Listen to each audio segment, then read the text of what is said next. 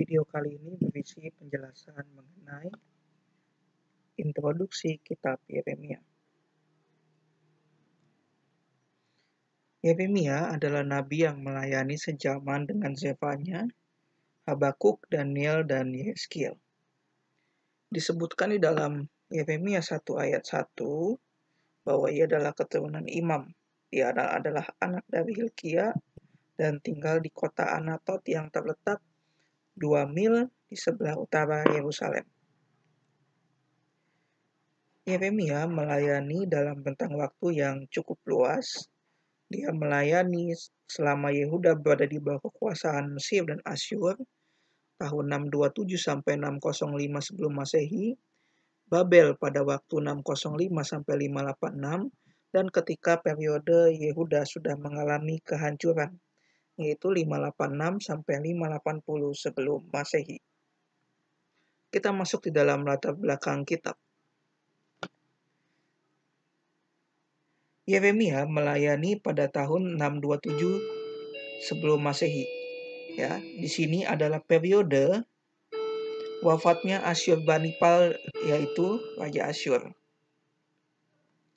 Setahun setelahnya, kemudian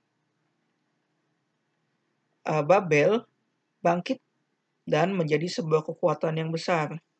Perlahan-lahan mereka mulai menduduki wilayah-wilayah yang selama ini menjadi jajahan Asyur. Tetapi pada mulanya, karena Asyur mengalami kemunduran, maka hal ini menjadi kesempatan, menjadi pendukung bagi Yosia untuk mengadakan reformasi agama.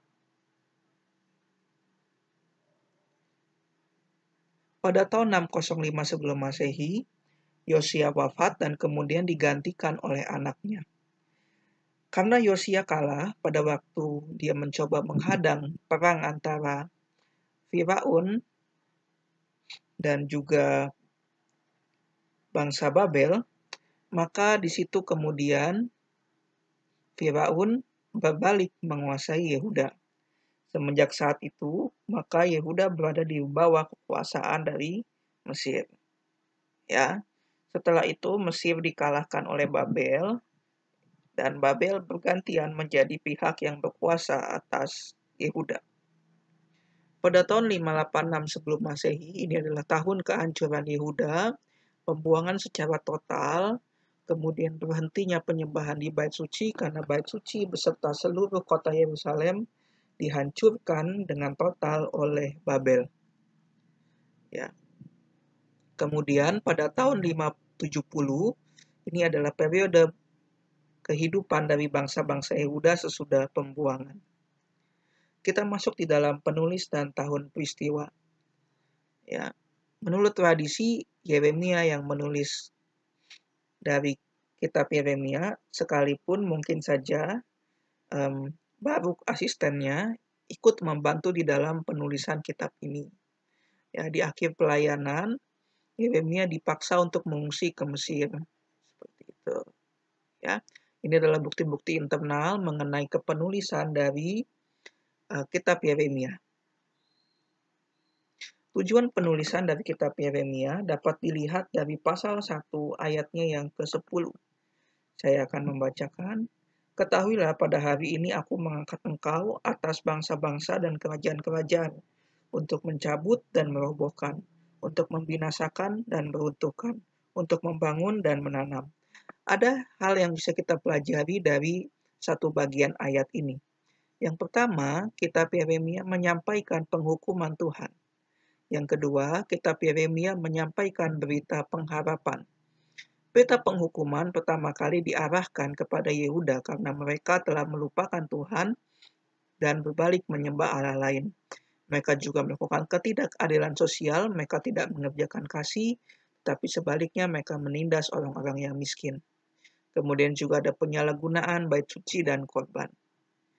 Dan berita penghukuman yang paling final dan ultimate menurut kitab Yeremia adalah kehancuran bait suci dan juga Yerusalem sebagai pusat pemerintahan dari Yehuda. Ya. Oke. Berita pengharapan yang disampaikan oleh Yeremia adalah membawa Yehuda kembali dan mengadakan perjanjian. Kemudian, kota-kota yang dihancurkan Tuhan berjanji pada suatu saat ketika rahmat Tuhan sudah kembali, maka kota-kota tersebut akan dibangun. Dan kemudian Yehuda dijanjikan akan dipimpin oleh raja keturunan Daud yang setia. Kita masuk ke dalam tema-tema kitab. Tema yang pertama adalah kebijakan Tuhan dengan bangsa-bangsa.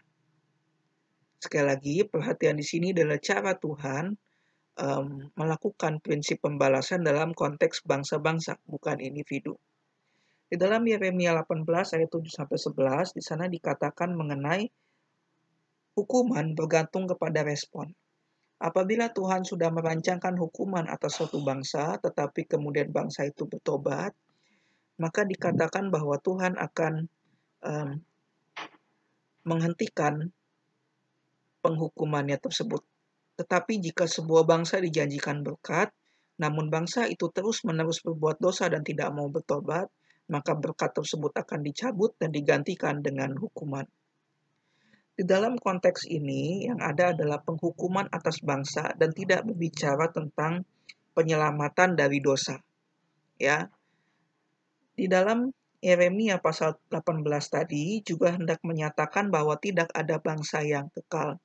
Setiap penguasa datang silih berganti, dan seperti yang kita lihat bahwa penguasa datang silih berganti tersebut berada di dalam seizinnya Tuhan, di dalam kedaulatannya Tuhan.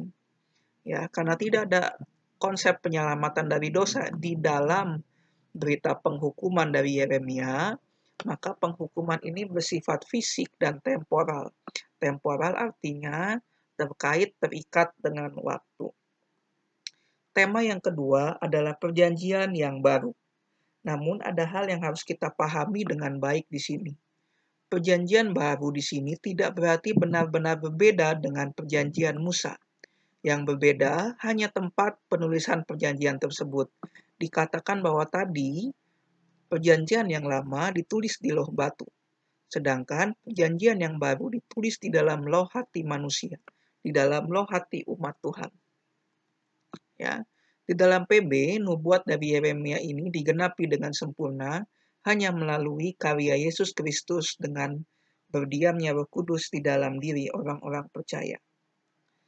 Baik, berikutnya kita masuk ke dalam tema yang terakhir, yaitu nabi-nabi palsu. Dalam konteks Yeremia, mereka yang disebut sebagai nabi-nabi palsu adalah nabi yang menubuatkan damai sejahtera. Ya, namun bukan berarti seorang nabi tidak boleh bernubuat damai sejahtera. Yang harus dilakukan adalah nabi itu harus peka dengan konteks zaman yang sedang terjadi. Pada waktu itu yang terjadi adalah umat Allah sedang terus-menerus melakukan dosa. Maka sudah seharusnya sebagai nabi yang kalau memang dia sungguh-sungguh menyampaikan pesan dari Tuhan, maka dia menyerukan pertobatan. Kalau tidak bertobat, maka akan ada ancaman hukuman. Dengan demikian dapat kita lihat bahwa nabi palsu mempunyai pesan yang bertolak belakang dengan Yeremia. Pesan dari nabi palsu tidak mendesak adanya pertobatan dan perbaikan tingkah laku dari umat-umat Tuhan. Ya, dan isi nubuat Yeremia adalah desakan untuk bertobat dan juga ancaman hukuman jika umat Tuhan tidak mau bertobat. Baik, ini adalah garis besar kitab Yeremia. Dengan demikian, berakhirlah penjelasan di dalam video introduksi kitab Yeremia.